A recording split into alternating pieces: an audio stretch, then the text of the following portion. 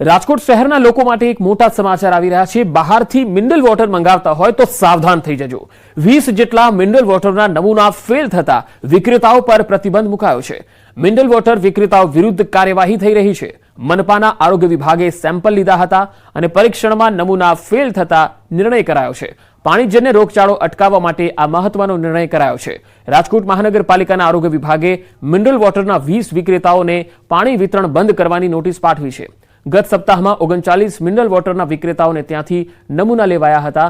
ચાલુ સપ્તાહે 20 નમૂના લેવાયા, જે નમૂના પરીક્ષણ અર્થે પીડીયુ મેડિકલ કોલેજની માઇક્રોબાયોલોજી લેબોરેટરી ખાતે મોકલવામાં આવેલા, જે અંતર્ગત 3 સેમ્પલમાં ઇન્ટરમીડિયેટ પરિણામ આવ્યા છે। 17 સેમ્પલમાં સંતોષકારક પરિણામ ન આવતા તાત્કાલિક અસરથી 20 મિનરલ વોટર વિક્રેતાઓને પાણી વિતરણ બંધ કરવાના આદેશ અપાયા છે।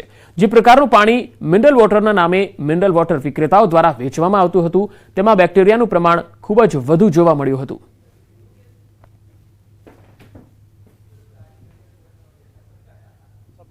અને આ સપ્તાહે જોવા જઈએ તો વિવિધ પ્રકારના જે પાણીનું વિતરણ કરતા જગ કેરબાના વિતરણકારોને ત્યાંથી પાણીના નમૂના જે છે એ લેવામાં આવ્યા હતા।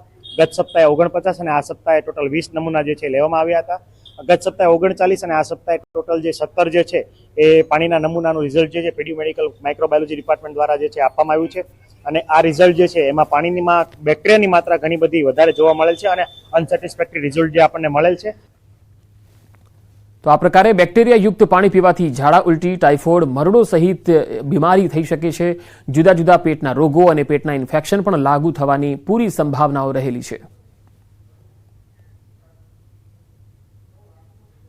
ઉલટી, એક્યુટ ગેસ્ટ્રોએન્ટરાઇટિસ ઉપરાંત જોવા જઈએ તો મરડો કે કોલેરા કે ટાઇફોઇડના કેસીસ જે છે એ વધવાની શક્યતા જે આવા અદૂષિત અને બેક્ટેરિયાયુક્ત પાણી પીવાથી થઈ શકે છે। પ્લાન્ટ થયો 2 વર્ષ અમને અધિકારીઓ પૂછ્યા વગર આવી ના શકે, પૂછ્યા વગર આવી ના શકે, આવી શકે આવી મને કઈ ખ્યાલ નથી, સમજો આવી શકે ગમે કરી શકે, પણ એને સેમ્પલ પૂછીને પાણીનું જેનો પ્લાન્ટ હોય એમાં પૂછવું જોઈએ ને ભગવાન કે ભાઈ અમે નળનું પાણી ભરીને લઈ જશે, નળનું પાણી લઈ જશે ભરીને, અમને અહીંયા ખ્યાલ નહીં હોય ને પછી આવી સેમ્પલ નોટિસ મારી દેશે। રાજકોટમાં અમિત ખૂંટ આત્મહત્યા કેસના પડઘા પડ્યા છે। ગ્રામીણ વિસ્તારોમાં પણ અમિત ખૂંટની આત્મહત્યાના પડઘા પડ્યા। અનીડા ગામમાં સંમેલન મળ્યું છે। અમિત ખૂંટ કેસમાં આરોપીઓ નહીં પકડાય તો કરાશે ઉગ્ર વિરોધ। આગામી દિવસોમાં રીબડા ખાતે એક મહાસંમેલનની પણ જાહેરાત કરવામાં આવી છે। આ કેસમાં અનિરુદ્ધસિંહ જાડેજા અને રાજદીપસિંહ જાડેજા સહિત 3 શખ્સો જે ફરાર છે। આત્મહત્યા કેસમાં અત્યાર સુધીમાં 3 જેટલા આરોપીઓની ધરપકડ થઈ ચૂકી છે। 17 વર્ષીય સગીરાને બાળ સંરક્ષણ ગૃહ ખાતે મોકલી આપવામાં આવી છે।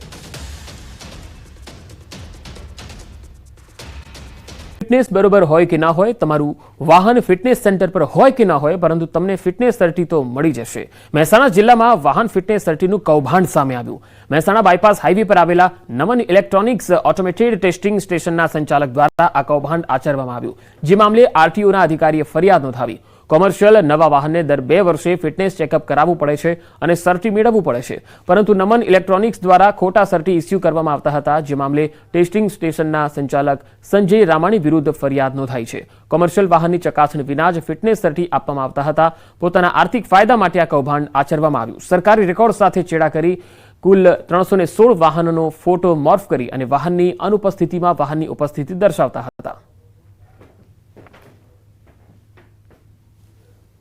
કૌભાંડમાં એવું છે કે અહીંયા વ્હીકલ આવીને ફિટનેસ કરવાનું હોય છે, જ્યારે જે ફરિયાદી જે આરોપી છે એમાં એવું ધ્યાને આવ્યું કે ફિટનેસમાં વ્હીકલ આવતું ન હતું અને બરાબર એને સર્ટિફિકેટ આપવામાં આવતું હતું। એવા કુલ 316 વ્હીકલ એવો જાણવા મળ્યા છે, જેમાં વ્હીકલ આવ્યા વગર અને બરાબર ફિટનેસ કરવામાં આવ્યું। કોઈ પણ ટ્રાન્સપોર્ટ વ્હીકલ હોય અને નવું લીધા પછી 8 વર્ષ સુધી દર 2 વર્ષે ફિટનેસ કરવાનું હોય છે, અને 8 વર્ષ ઉપરનું વ્હીકલ હોય અને દર વર્ષે ફિટનેસ કરાવવા આવું ફરજિયાત હોય છે। 316 વાહનોમાં જે અનફિટ હતા તેઓને કોઈ પણ પ્રકારની ભૌતિક ચકાસણી કર્યા વગર, સ્થળ ઉપર એ વાહનોને ચેક કર્યા વગર ફિટનેસ સર્ટી ઇસ્યુ કરવામાં આવેલા હતા। આમ કરીને તેઓએ સરકારી રેકર્ડ સાથે ચેડા કરેલા છે। આ જે વાહનો છે તેના મોર્ફ કરેલા ફોટોગ્રાફ્સ ઓનલાઈન પોર્ટલ ઉપર અપલોડ કરાવેલા છે। જિલ્લામાં આરટીઈ હેઠળ પ્રવેશ મેળવવા 637 ઓનલાઈન અરજી મળી, જેમાંથી 537 અરજી મંજૂર થઈ। 537 પૈકી 305 વિદ્યાર્થીઓને પ્રથમ રાઉન્ડમાં પ્રવેશ આપવામાં આવ્યો, પરંતુ 50,000થી ઓછી આવક ધરાવતા જે શંકાસ્પદ દાખલાઓ છે તેની ખરાઈ કરવામાં આવી, જેમાં આરટીઈનું કૌભાંડ સામે આવ્યું. જિલ્લા પ્રાથમિક શિક્ષણ અધિકારી અને તાલુકા વિકાસ અધિકારીની તપાસમાં આવકના 47 દાખલા ખોટા નીકળ્યા હોવાનું સામે આવ્યું, જેને લઈ 29 વિદ્યાર્થીઓના પ્રવેશ રદ કરવાની ફરજ પડી. સમગ્ર મામલે ભચરવાડામાં રહેતા એજન્ટ દર્પણ પટેલના ઘરે પણ તપાસ ધરાઈ. કૌભાંડમાં દર્પણ પટેલની કોઈ સંડોવણી હશે તો તેની પણ સામે કાર્યવાહી થશે. આવક ધરાવતા તમામ જે દાખલા હતા એ દાખલાનું ટીડીઓ મારફત તલાટીશ્રીઓ પાસેથી માહિતી મંગાવેલી હતી. આવકના દાખલાઓની ખરાઈ કરાવવામાં આવી હતી. એની અંદર કુલ 29 વિદ્યાર્થીઓ અરજદારો જે હતા એ લોકોના આવકના દાખલા ખોટા જણાયા હતા. તાત્કાલિક ધોરણે 29 વિદ્યાર્થીઓના પ્રવેશ અમારા કક્ષાએથી રદ કરવામાં આવે છે. તેમના નામના ખોટા લેટર પેડ બનાવી અને આરટીઈ હેઠળ પ્રવેશ લેવા માટે આવકના દાખલાઓ બનાવેલા છે. તારીખ 3/3/25 થી તારીખ 8/3/25 સુધી આવી રીતના ખોટી આવકના દાખલાઓ, ખોટા સહી સિક્કા બનાવી અને સાચા તરીકે ઉપયોગ કરેલ છે. તે બાબતનો ગુનો દાખલ થયેલ છે. રાજકોટ શહેરના ઇન્દિરા સર્કલમાં સિટી બસ દ્વારા સર્જાયેલા અકસ્માત બાદ જાણે સિટી બસ સંચાલકોને વિવાદનું ગ્રહણ લાગી રહ્યું છે. સિટી બસના એક બાદ એક વિવાદ સામે આવી રહ્યા છે. બીઆરટીએસ સિટી બસ મળી કુલ 264 બસમાંથી માત્ર 86 બસ જ ચાલુ છે. સિટી બસ તેમજ બીઆરટીએસ બસ સહિત કુલ 148 બંધ છે. વિવાદનું કારણ એક તરફ ડ્રાઈવર દ્વારા વધુ કલાક આપવાની માંગણી કરવામાં આવી રહી છે, બીજી તરફ રાજકોટ મહાનગરપાલિકા દ્વારા નવી સેફટી ગાઈડલાઈન પ્રમાણે ડ્રાઈવર 8 કલાકથી વધુ ડ્યુટી ફાળવવામાં આવતી નથી. મહાનગરપાલિકા દ્વારા જે બસ બંધ રહે છે તેમને દંડ કરવામાં આવે છે. 14,80,000 રૂપિયાનો દંડ ફટકારવામાં આવશે. તો આજે ટોટલ 234 માંથી આપણે 86 બસો ચાલુ છે, રાઈટ? જેમાં બીઆરટીએસ ઉપર 28 પૈકી આપણી 16 બસો ચાલુ છે, રાઈટ? અને આરએમટીએસ માં 206 માંથી આખરે ગુજરાતમાં ચોમાસાની એન્ટ્રી ક્યારે? આ સવાલનો જવાબ હવામાન નિષ્ણાત અંબાલાલ પટેલે આપ્યો છે. અંબાલાલે દેશમાં ચોમાસાની દસ્તકની તારીખ અને ગુજરાતમાં ચોમાસાના આગમનની તારીખનું અનુમાન કર્યું છે.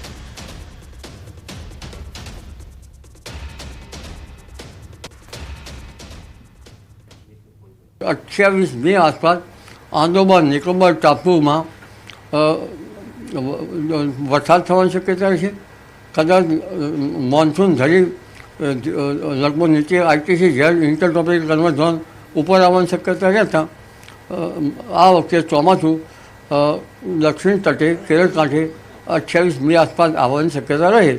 પણ ઘણી વખત ચોમાસું આવતા વચમાં અટકી જતું હોય છે, જેના કારણે 28 મેથી 5મી જૂન વચ્ચે લગભગ કેરળ કાંઠે ચોમાસું આવવાની શક્યતા રહે અને ગુજરાતમાં 8મી જૂન આસપાસ ચોમાસાની ગતિવિધિ શરૂ થઈ શકે અને કેટલાક ભાગમાં 8મી જૂન આસપાસ વરસાદ આવી શકે. ત્યારબાદ 15 જૂન પછી પણ વરસાદ આવવાની શક્યતા રહેશે. એટલે આ વખતે ચોમાસું જે છે એ દક્ષિણ છેડે વહેલું આવવાની શક્યતા રહેશે.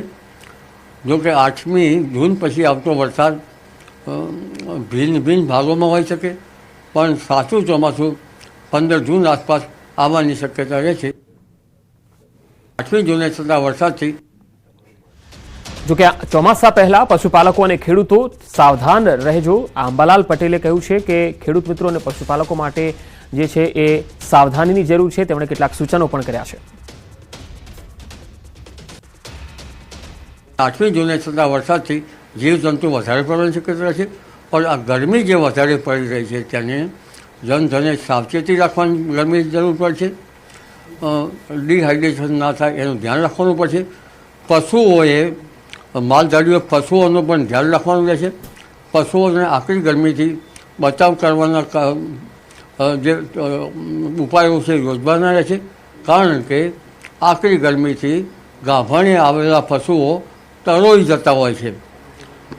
એટલે કે જે બચ્ચું જે છે એ વિયાણ વખતે મુદત પહેલાં બચ્ચું મૃત પશુ જન્મતું હોય છે. એટલે આ ગરમીથી જનધને આ વખતે આખરી ગરમીથી ઘણી સાવચેતી રાખવાની જરૂર પડશે. તો અંબાલાલે આજથી 22 દિવસ બાદ ગુજરાતમાં ચોમાસાની ગતિવિધિની વાત કરી છે. જોકે હજુ ઉનાળો ગયો નથી. ભૂલ ન કરતા ઉનાળો જતા જતા તેનો અસલ રંગ બતાવશે. અંબાલાલના મતે પારો 44 ડિગ્રીને આવી શકે છે.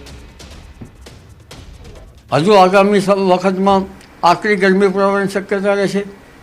25 મેથી લગભગ અમદાવાદ, ગાંધીનગર કે મધ્ય ગુજરાતના ભાગોમાં મહત્તમ ઉષ્ણતામાન 43 ડિગ્રી, 43 ડિગ્રી સેલ્સિયસ કે 44 ડિગ્રી સેલ્સિયસ થવાની શક્યતા રહેશે. રોહિણી નક્ષત્રમાં કેટલાક ભાગોમાં ગરમી સાથે વરસાદ થવાની શક્યતા રહેશે. અને લગભગ 25 મી આસપાસ અરબ સાગરમાં એક ચક્રવાત બનવાની શક્યતા રહેશે. જો કે આ ચક્રવાતનો માર્ગ કદાચ ઓમાન તરફ થઈ શકે, જેના કારણે પશ્ચિમ સૌરાષ્ટ્રમાં વરસાદ થવાની શક્યતા રહેશે. અને ત્યારબાદ લગભગ 8મી જૂન આસપાસ દરિયામાં પવનો બદલાશે અને કેટલાક ભાગમાં વરસાદ થવાની શક્યતા રહેશે. તેમજ લગભગ બંગાળ ઉપસાગરમાં પણ મે માસમાં 14-15 મે આસપાસ ચક્રવાત સર્જાવાની શક્યતા રહેશે. હળવા પ્રકારનું કંઈ લો પ્રેશર બનશે.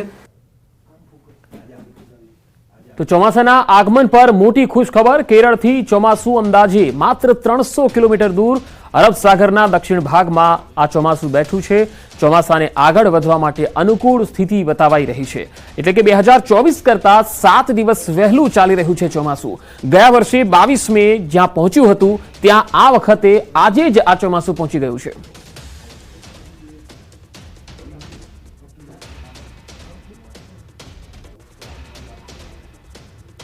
તો ગુજરાતમાં 7 દિવસ અલગ અલગ ભાગમાં વરસાદનું અનુમાન વ્યક્ત કરાયું છે. વરસાદ અંગે હવામાન વિભાગની આગાહી છે. 24 કલાક થંડરસ્ટોર્મ એક્ટિવિટી સાથે વરસાદની સંભાવના છે. આજે દક્ષિણ ગુજરાત અને સૌરાષ્ટ્ર કચ્છના ભાગોમાં વરસાદની સંભાવના રહેશે. दिन तक जो गुजरात क्षेत्र है इस आइसोलेटेड जगह में बारिश होने का संभावना है और जो सौराष्ट्र कच्छ है इसे अगले 5 दिन तक आइसोलेटेड जगह में बारिश होने का संभावना है. और जो आज का फोरकास्ट है मतलब 15 अप्रैल का, इसमें जो रेन थंडरस्टॉर्म रहेगा, लाइटनिंग रहेगा और 40 to 50 किलोमीटर प्रति घंटा में गस्ट के साथ विंड रहेगा. તો ગુજરાતમાં ગરમીનો પારો ઉચકાઈ શકે છે. રાજ્યના તાપમાનમાં 2 થી 3 ડિગ્રીનો વધારો થઈ શકે છે.